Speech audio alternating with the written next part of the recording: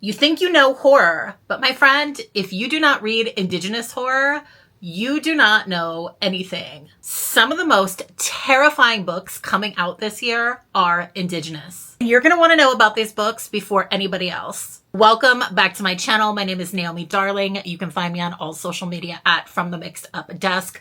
I'm an Ojibwe book content creator who reads in all genres, but I love talking about Indigenous books and I love talking about horror.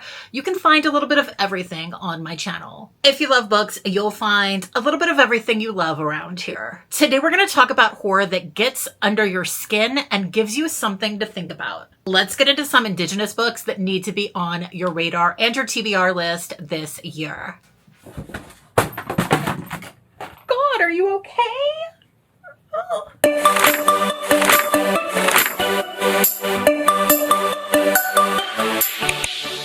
Never Was Lit Night, Back for Blood is an Indigenous horror anthology that is the follow-up to Never Was Lit Night, a dark fiction anthology. What does it mean that one is dark fiction and one is horror fiction? It means that these ones are just a little bit scarier, a bit more sinister, a little bit more terrifying. You've got monsters, you've got mutilation, and like the title says, they are back for blood. I love these anthologies because you've got very popular authors in here like Tommy Orange, Stephen Graham Jones, and then you've got some new authors as well. There's gore, psychological horror, all horrors, supernatural, and colonial. These anthologies celebrate Indigenous resilience. Looks Like You in the Dark by Mathilda Zeller. So this is an Indigenous book that is actually expanding on her story in the first Never Was Lit Night. This book has folklore, monsters, and shows the consequences of turning our backs on the land and our communities. The story follows our main character, fresh out of high school, works in a fish processing plant in the village. Lived in the village her whole life. The people think she's kind of dumb. Her mother says she has bad blood. A hungry creature, Kushtuka, appears. And this creature appears in the form of someone that you love. Same time, we've also got white men entering the village to profit off the land. The character's sister goes missing, and so she decides to get justice on her own. What awaits in the dark? Off the Reservation by Stephen Graham Jones, also known in this house as The Only Good Indians Part 2. This book is set 5 years after The Only Good Indians. This story follows Nate Yellowtail, one of the only survivors of a massacre. He joins a group of boys to repatriate the bones of a Blackfeet boy from the Carlisle Indian Industrial School. So they get the bones, but they get something else with the bones. This is a road trip horror. This is a what does it mean to be a good Indian horror. This is a tale of horror from the master of horror.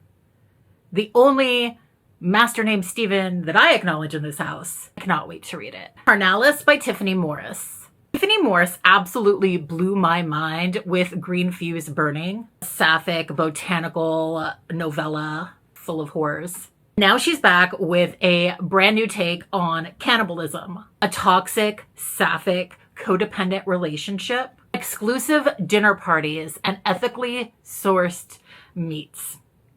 Exploring themes of the female body, capitalism, class inequality. Savage Lake by Nick Medina. Nick Medina is the author of Sisters of a Lost Nation, Indian Burial Ground, and The Whistler. A mother and her son go to a cabin in the woods. This is a cabin where the mother has been before. She experienced some trauma in her younger years. But her dad dies and she has to go back there despite horrific memories. So the plan is to go clean it up and then get it ready to sell. So she never has to go back to this house again. But then the roads are barricaded by the local police and she can't get out. So she's stuck there. And as we get to know her son, we learn that he is a horror movie fan. Now, I love books with characters that love horror movies. And one of my favorite books with the main character who's into horror movies is also by an Indigenous author, and that is the series that starts with My Heart is a Chainsaw by Stephen Graham Jones. Now he has to take his knowledge and unravel the past.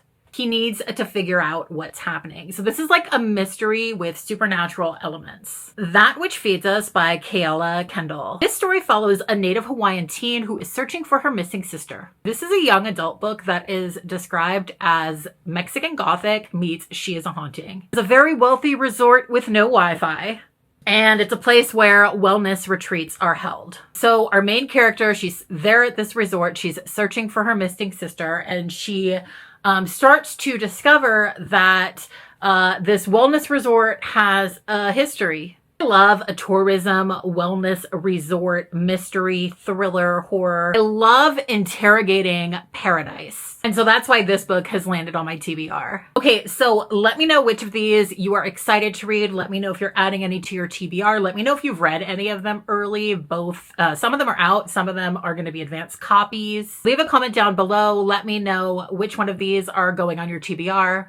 And be sure to hit that follow button so you don't miss any book recommendations.